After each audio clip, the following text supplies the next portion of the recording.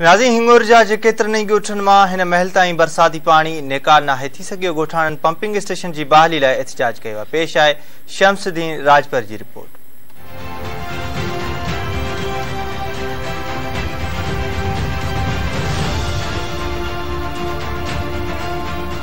इलाइक़ो को मंछर डंड जो न पर हिंगोर जा भरिसां ॻोठ उस्ताद मोहम्मद परेल साते जे ॻोठ जे भरिसां हीउ जेको इलाइक़ो आहे बरसाति पवण खां पोइ डंड जो ॾेख ॾेई रहियो आहे। अचो त हुननि सां ॻाल्हि ॿोल कयूं।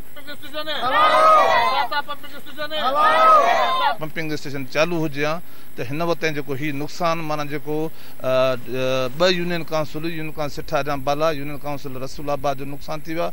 उन सां गॾु नौशहरी ज़िले जे बि अधु ज़िलो ज़रेगढ़ जेको आहे हीउ ॿोड़े वियो आहे। उहो नुक़सानु जेको आहे पंपिंग स्टेशन जे चालू थी वियो आहे, इहो नुक़सानु न थिए। ॿाहिरां पाणी ॿियनि देहनि मां वही असां वटि जमो न जेको नेकाल कंदा आहियूं असां पंपिंग स्टेशन जे ज़रिए।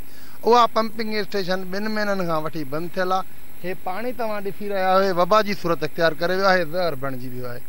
हे ज़मीनुनि जे लाइ, हे जर जे लाइ, असांजे रिज़्क़ जे लाइ, असांजे माल जे लाइ, असांजे इलाइक़े जे लाइ तमामु इंतिहाई ज़हर बणिजी वियो आहे। हीअ सॼी नाअहली एक्सियन drain Ghulam Umar Sahib, एक्सियन सेप्को and एक्सियन स्कारप, उन्हनि समूरनि जी नाअहलियत तहत हे सभु कुझु थियो आहे। पंपिंग स्टेशन ड्रेन जेकी आहे मेन उहा 4-5 जाइ तां कट ॾेई ऐं असांजे हथ सां ॿुरियो वियो आहे।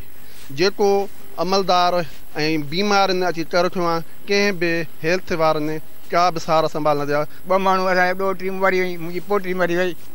थो महिरबानी करे हुकूमत खे असांजे घर ठाहे या पाणी निकाल करे मच्छरदानी जे फसल लुड़ी आहे। इहो पाणी जेको आहे निकाल कई वञे, सहिता पंपिंग स्टेशन जेका आहे उहा बहाल कई वञे ऐं जेको आहे हिते ॻोठनि में बीमारी जेका गैस्ट्रो ऐं ॿी जेको बीमारियूं आहिनि उन लाइ सिहत खाते जो कोई बि अमलो हिनमहिल ताईं को न पहुतो आहे।